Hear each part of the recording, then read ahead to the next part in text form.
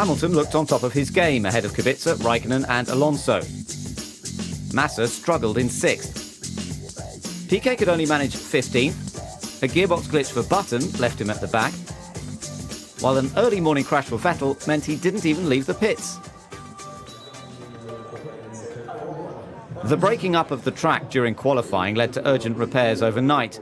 After inspections by the FIA shortly before the race, the drivers were instructed to avoid the apex of the hairpin.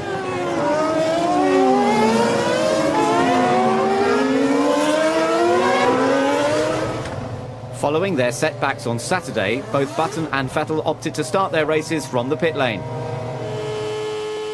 Alonso had high expectations starting 4th, but he was slow to get on the gas and soon under threat from Rosberg.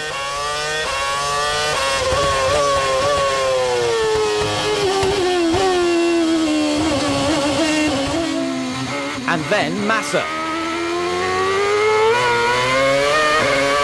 Down the straight they ran side by side.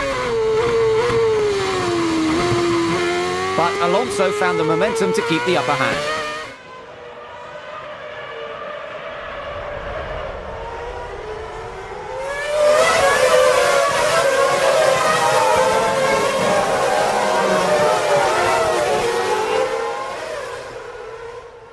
Barrichello had suffered with a cold all weekend. Then a feisty-looking Heidfeld got him all hot and bothered and relegated him to 9th.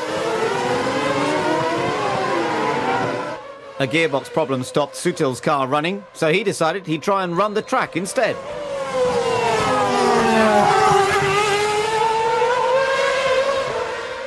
His technique could do with some work, though. The ensuing safety car levelled the playing field and triggered a mad dash for the pit lane. Hamilton, Kubica, Raikkonen, Rosberg and Alonso opted to stop. Hamilton was in first and wanted to be first to get away.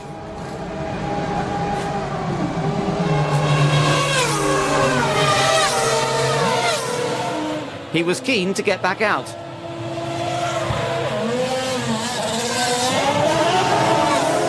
But he'd already lost his lead. And then he just lost it completely. And Rosberg too. Incredible.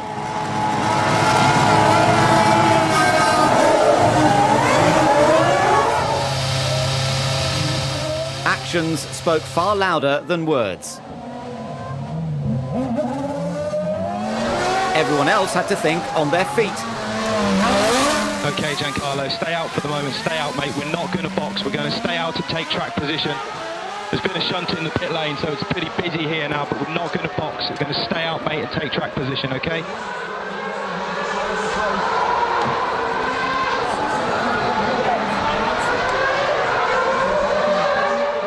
Kimi had little to say on the matter. And calmly pointed out the error of Hamilton's ways.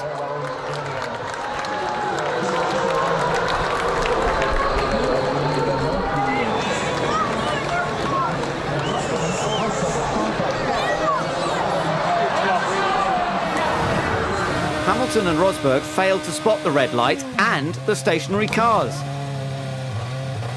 Meanwhile, Kubica rejoined the race when the light went green. When push came to shove, there was little to be said. I mean, it was one of those things, I guess. And I mean, I'm not. It's a lot different to if you crash into the wall and you're angry at yourself. I'm not. It's not like that, you know. I apologise to Kimi if you know, if I've ruined his race. But no, this sort of thing happens. So. And it can mean the difference between being a champion or not. Ferrari had more trouble. At Massa's first stop under the safety car, a joint in the fuel line was broken and no fuel went in. He came straight back. However, the unscheduled stop left him with lots to do. But not as much as some. One stopping Heidfeld was leading the race, but he wasn't the only one to change his strategy. Several drivers made the switch. That left the two-stopping Kubica with plenty to do.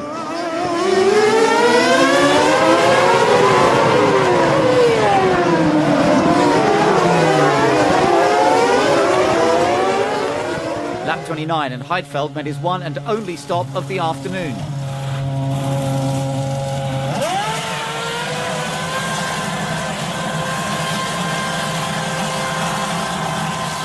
He had plenty of fuel to see him to the end of the race, but would he be able to fend off his teammate? Nick rejoined just ahead of Kubica, but only just.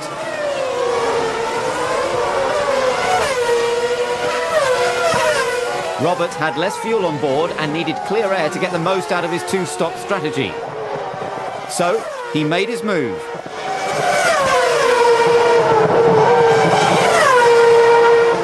This was where Kubica had to push. He would need to build up a big gap if he was to come out on top.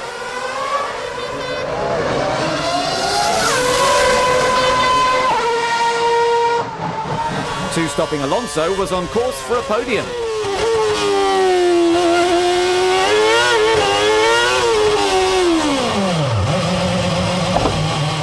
But this spin and smash into the wall was a missed opportunity, although it gifted third to Coulthard.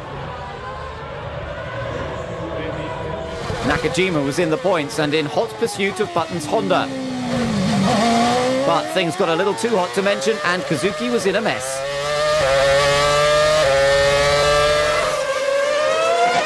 With his front wing stuck under his chassis, his steering was compromised, to say the least.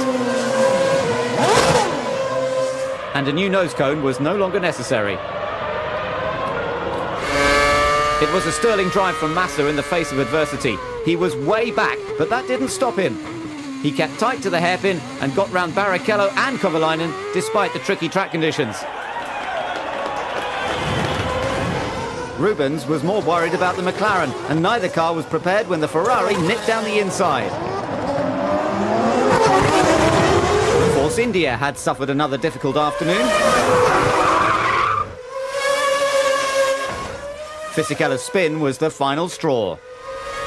Massa was on the move again after his third pit stop. He blitzed past Barrichello for a second time. And got straight into attacking Trulli's fifth place. One wrong move from the Toyota, and the Ferrari slipped by. Kubica built up such a lead after his second stop that he rejoined in the lead and 4 seconds ahead of his teammate. 6 different drivers had led, but it was the 7th who held on to the checkered flag. Robert, bravo, bravissimo, bravissimo. That's an historical win, Robert. You are leading the championship now. The predicted thunderstorms did not arrive for the race, but there was plenty of thunderous applause from his fans. He was the first Pole to win a Grand Prix.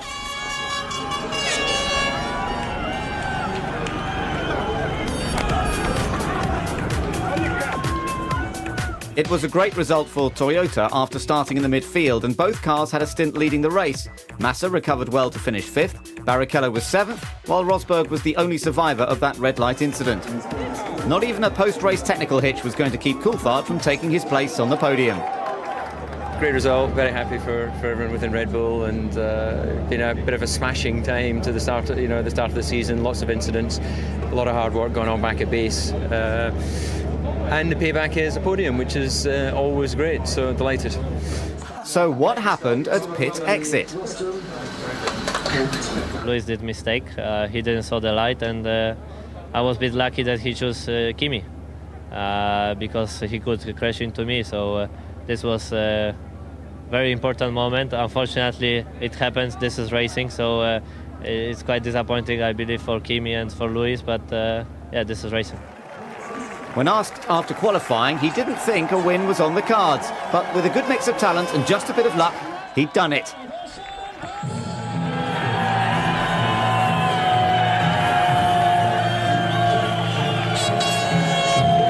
The celebrations would go on late into the night.